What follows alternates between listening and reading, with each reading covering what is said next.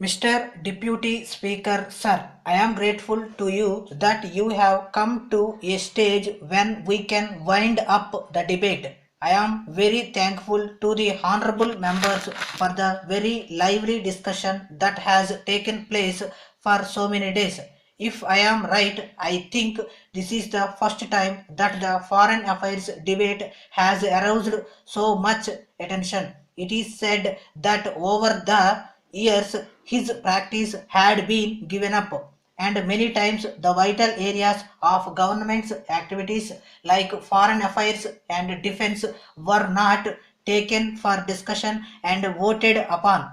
I feel not only in this house but in the whole of the country there is a community of people, the writers, the academicians, and even the laymen who take vital interest in India's foreign policy. This is a very big compliment to India's tradition. I can only assure you that it will be my endeavor so long as I hold this charge to try to enliven the debate. I will be very keen always not only to discuss here in the house but also with those who are experts outside to benefit from their views, outlooks, and studies. In India, we have a heritage of foreign policy that represents the best of our culture. It also represents the views and the efforts of the master builders who built independent India. That is how our foreign policy was shaped. We did make many mistakes, yet those who were shaping the policies had both the candor and the courage to stand up in the house and to accept the mistake they made. I think if you ever discover that this government, as any other government, makes mistakes, it should also be viewed in the context of the tradition itself. After all, policies are made by human beings.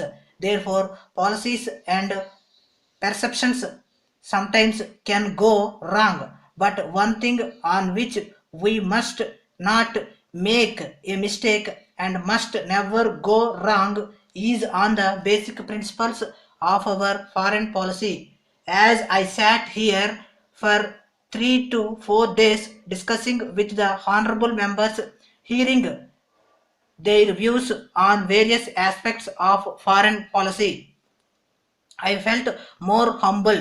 I heard them with humility because most of them are more learned than me.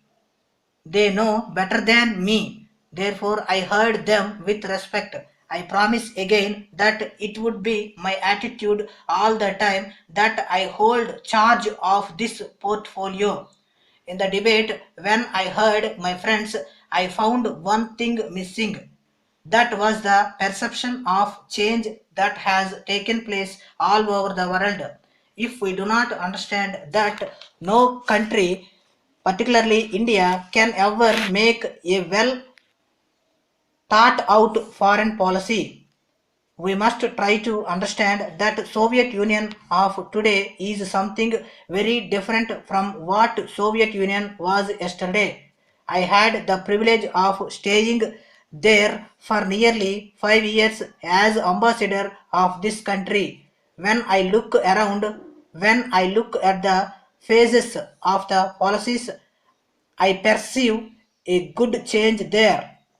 This tremendous change should be and should have been the subject of debate here. There may not be a consensus on that. When learned members are sitting here, I was hoping that we would try to spell out and try to share with each other as to how we understand the change. That would be more helpful. So it will be our endeavor, as I said just now, to pursue a policy that is both sensible and sensitive and also serves the national interests. Thank you very much.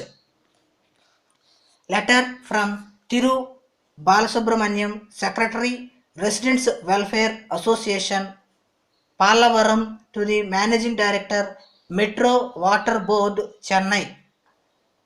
Sir, I understand that Metro Water Board have plans to supply drinking water through Krishna Water Scheme to Kannan Nagar area, which is just half a kilometer from Pallavaram. I am to mention that the residents of our area suffer from lack of potable water for quite a long time. The water that is now available is not fit for drinking as it is brackish and hard. At present, the residents are using mineral water for drinking purpose, which affects their monthly budget very much. This facility cannot be availed by people belonging to economically weaker sections because they may not be able to spare money to spend for this purpose. Hence, I would like to request you kindly to extend the Krishna water scheme to our area also when it is made available to our neighboring colonies. There are about 20,000 residents in this segment who lack drinking water facility. I wish to point out that this request has been taken up by our municipal chairman with the government last year itself. The then secretary to the government was also favorable to this proposal, but yet it is getting delayed for reasons not known to us. I am confident that you will do the needful in the matter. I request suitable early action by the government in this regard. Yours faithfully.